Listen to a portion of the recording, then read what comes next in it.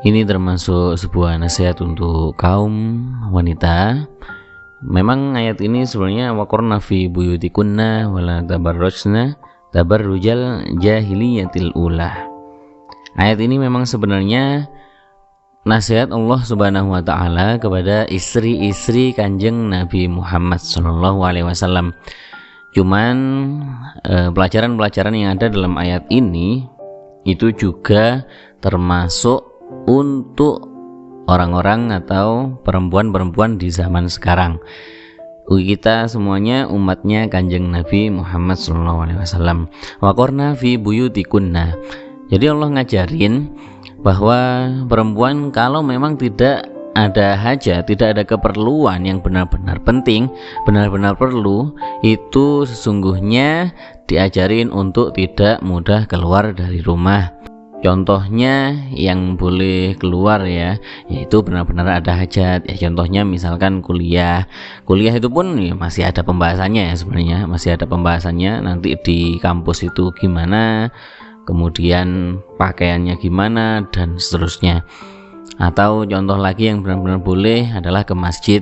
Ke masjid itu pun ke masjid untuk jamaah itu juga masih ada banyak peraturan loh sebenarnya dalam kitab-kitab fikih. Contohnya yang ada di Hasyiah Bajuri Ada yang bilang Bajuri, ada yang bilang Bajuri. Itu kitab yang menjelaskan lebih merinci kitab Fathul Qorib. Nah, kesimpulan yang ada di situ itu ketika tanpa seizin wali atau suami dan dikhawatirkan terjadi fitnah baik darinya atau kepadanya, maka haram tuh tanpa izin kemudian bisa menggugah pesona, itu haram. Ketika bila dengan izin namun ia termasuk wanita yang masih menimbulkan pesona syahwat, itu maka makruh. Sudah izin, sudah ada izinnya tapi masih menimbulkan kira-kira masih bikin menarik, bikin menggugah gitu itu makruh. Atau tidak dia tidak, mungkin tidak terlalu cantik, intinya tidak terlalu mempesona, tidak terlalu menggugah bila ada yang melihatnya misalkan, tapi tidak izin, ini juga makruh. Yang aman, benar-benar aman, yang tidak makruh itu adalah yang tidak menggugah, tidak terlalu menarik, dan juga sudah ada izin, itu sudah nggak apa-apa. Nah, berarti gimana dong? Nggak boleh?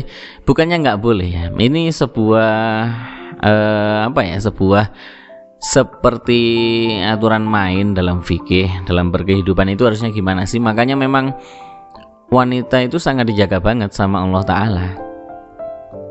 Nabi Muhammad dalam beberapa hadis yang berbeda-beda, beliau selalu ngajarin, selalu nasihatin bahwa rumah lebih utama.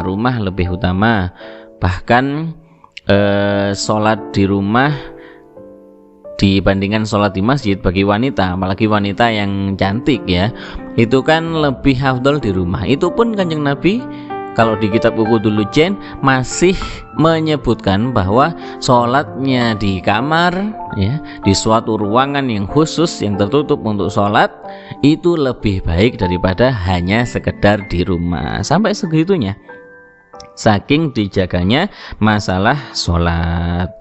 Nah, kemudian wala tabarrujna tabarrujal jahiliyatil ula. Apa sih itu tabarruj? Nggak boleh tabarruj. Jadi kaum wanita itu nggak boleh tabarruj. Apa itu tabarruj? Kalau kata Mujahid kata Imam Mujahid, qala Mujahid, ini dalam kitab tafsir Ibnu Katsir, kanatil mar'ah takhruj tamshi baina yadayir rijal fadzalika tabarrujul jahiliyah. Jadi tabarruj itu sebenarnya berdandan yang keterlaluan, itu nggak boleh untuk seorang wanita. Makanya berdandan itu dianjurkan ketika di rumah, ketika kepada suaminya, itu malah disunahkan.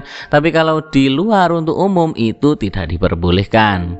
Nah, ini bahkan kata Imam Mujahid, seorang wanita yang keluar kemudian dia lewat di hadapan lelaki, nggak ngapa-ngapain, cuman lewat di hadapan lelaki, itu sudah masuk tabarruj, sudah dianggap seperti tabarrujnya orang-orang jahiliyah zaman dahulu.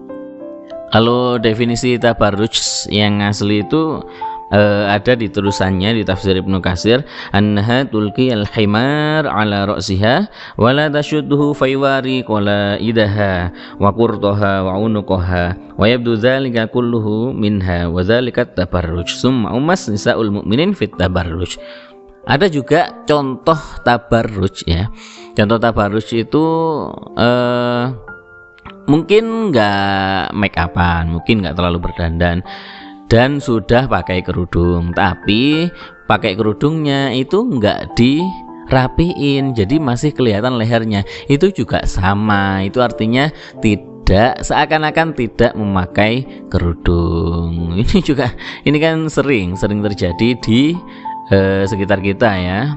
Sudah pakai kerudung tapi masih kelihatan lehernya. Atau cewek-cewek yang milenial mungkin yang zaman now yang stylish banget, keren, itu biasanya pakai kerudung kemudian ya udah disampir-sampirin aja tapi dadanya masih kelihatan. Itu sama aja seperti nggak kerudungan.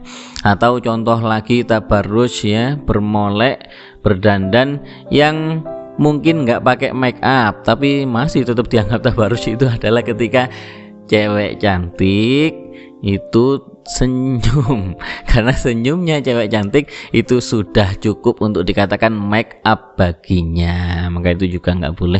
Semoga bisa difaham beberapa hikmah atau pelajaran yang ada di surat Al-Ahzab ini, ada di juz 22 di awal. Wallahu a'lam bishawab.